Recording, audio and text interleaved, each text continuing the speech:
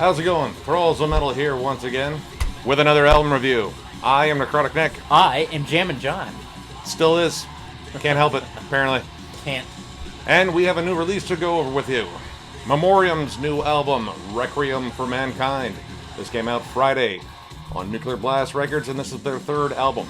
This is a continuation, essentially, of Bolt Thrower, since it features former members of both Bolt Thrower and Benediction.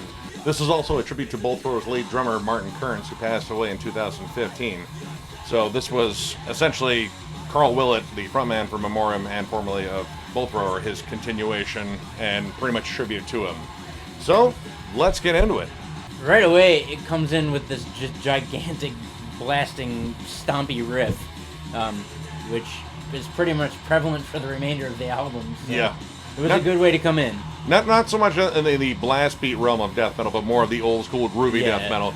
Yeah. And it's more Bolt Thrower in their later years around Fourth Crusade, which they really just kind of just stuck with that awesome war-driven stomp that I would say Amon Amarth definitely listened to at one point or another. Yes. And it pretty much just keeps with that. My God, the production on this is really solid. Oh yeah, it's such a huge, it's a massive sound, like and that sound again carries on through the album. Like the production's incredible. I love it. This was a nice break from the last album, which, as much as I wanted to like it, the mix was so bad on it that it drove me nuts. This, definitely not that problem. No. At all.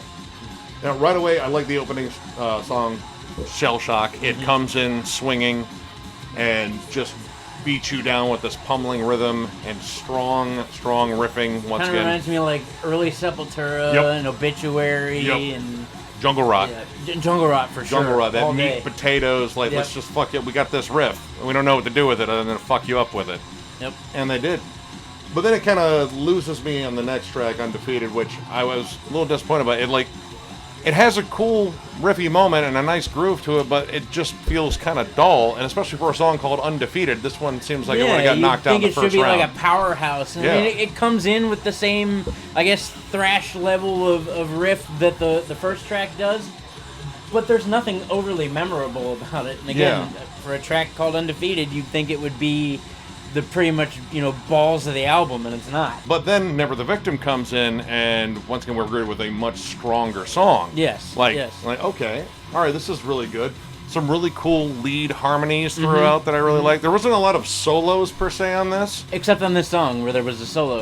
There was a good, probably like minute and a half of just melodic lead riffing, so it was very bluesy, almost kind of sullen feeling, and it really kind of added a nice dimension to the music that really wasn't there, and you really don't hear a lot on the rest of the album. Most of it is a lot of cool lead harmonies that kind of have that big epic feel. This one felt very, like I said, somber and bluesy, which is a different feel for it altogether. And then moves on to Austerity Kills. Vocab points for the title. Great word. Yep, great. Actually, there were a couple big words in these titles, so good for them. It had a nice, like, stomp feel to it for at least a good half of the song. I just felt that one was a little too stripped down. Like, I could have got, more calories out of that one. Yeah. Good big riff, but there wasn't much behind it in terms of anything else. Like, it didn't really dazzle you in any one area. But then, once again, we shift again towards the back half of the album, where all of a sudden this album just starts kicking into high gear. Yeah, like the first 4 to 5 songs are kind of meh, but the back half is brilliant. In the Midst of Desolation is where it picked up for me. A real slow, brooding song with a really cool, just kind of dark melody behind it. I really like the feel of this, almost kind of Death Doomy in parts, which I'm a big Death Doom fan, so that really worked for me. And a really cool epic ending to it, which I thought was interesting. Even though it kind of fades out at one point and then comes back with this epic ending, it felt a little tacked on, but the more I listened to it, the more I was like, you know what, that actually seems like that's how it should end, because that was a really epic sounding song. And then Refuse to Be Led. There's awesome riffs throughout this whole song. First of all, let me say that this motherfucker's a riff machine. Yeah. They're all over this album. But this was just riff after riff after riff of pure awesomeness. Right away, the older Bolt Thrower sound started to come in, like, Realm of Chaos. And a suffocation-esque chug that came through. It was like, ooh, that's just dirty sounding. And, you know, it was at this point where I was like, you know, I could have used that old bolt thrower sound, and it did deliver that. And it was then like, it came, and then it came. Like, I was like, it almost sensed, it was like, we need to shift this up so you got the faster rhythms in there. And it really transitioned well to that opening epic riff again. It was like, wow, that's a really they solid revisited writing. it. It was a good revisit. Yep.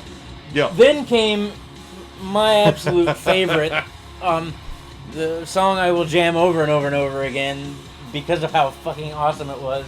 The Veteran. It just Pantera. Pantera, down crowbar. It sounded like New Orleans swamp metal. It was a killer. I didn't want it to end. It was a killer fucking song. Instead of Birmingham, England, they went to Birmingham, Alabama, and like we need some of this southern metal shit. Yep. And wow, it just like it is like one of the biggest standouts on the track because it is noticeably different than probably any of the other tracks on here. Yeah, again, it goes more towards what we were saying about the back half of this album kicking ass. I got chills during this song. Yeah, me the too. riff was so awesome. Those pinch marks, as soon as they came through, it was like, dude, like this is a dime bag all the way. Dime bag waves. Yep. And maybe a little bit of Zakk Wylde, but mostly dime bag. Yeah, it sounded like a cross between like the Great Southern Trendkill and Reinventing the Steel. It's in my opinion, hopefully where Pantera would have gone if they hadn't met such an untimely demise. Yeah, but, I mean, really fucking cool. I really enjoyed it. As balls. The Veteran also goes into this slower, chuggy part after all this Pantera nostalgia washes over you, and it just hits. It hits like crowbar fucking just hitting you with a riff, and then Kurt Weinstein swinging his guitar directly in your face, thus breaking your face. I'm broken. But yeah, it finishes really strong. I thought Fixed Bayonets was good. The title track was good. And then as a cool closer to it, and generally I don't like intros and outro tracks. So it was like, dude, why they feel tacked on? But this one, I don't like it when a record's oversaturated with that kind of stuff. Like at least it didn't appear twice in the album. Yeah. If you're gonna make an instrumental kind of outro deal, you should probably make it A, fit the tone of the rest of the album, and B, not be all throughout the record. And in this case, they put it in and it sounded really great. Very cinematic almost quality.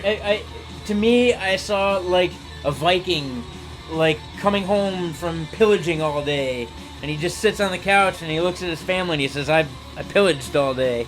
This is all mine now because I stabbed the person that had it before me. Yep. Had a great sound to it. So I'm good with this album. It was really good, and the first track, Shell Shock, only led in with like a little bit of an intro and then boom into beating the shit out of you. Yep. So it really doesn't waste any time, other than a couple of duller tracks. Wouldn't say they were necessarily bad, but they didn't have the impact as the later tracks did because those tracks crushed. Yeah. Yep. So all in all, I'm going to give this 4 stars. I think it's a really solid offering, and it definitely continues the legacy of that awesome old-school British death metal that I love. I'm going to give it 3.5 just based on the fact that the first half of the record, at least for me, was a lot weaker, and I think to get a higher rating, you need to have a pretty much solid all-the-way-through record. And great album. And again, I'm a bigger fan of the back half than I was the front half. Some of the parts went on too long, and not going to say it's bad, though. I'm going to give it 3.5. It was still a great listen. I'm definitely going to jam a couple tracks at least again. So. Another solid offering from a solid bunch of musicians that are, veterans in all of this. That makes sense. The song was The Veteran. Oh, God.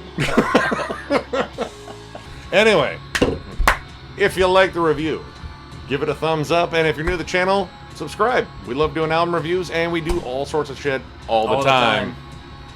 Catch you guys later.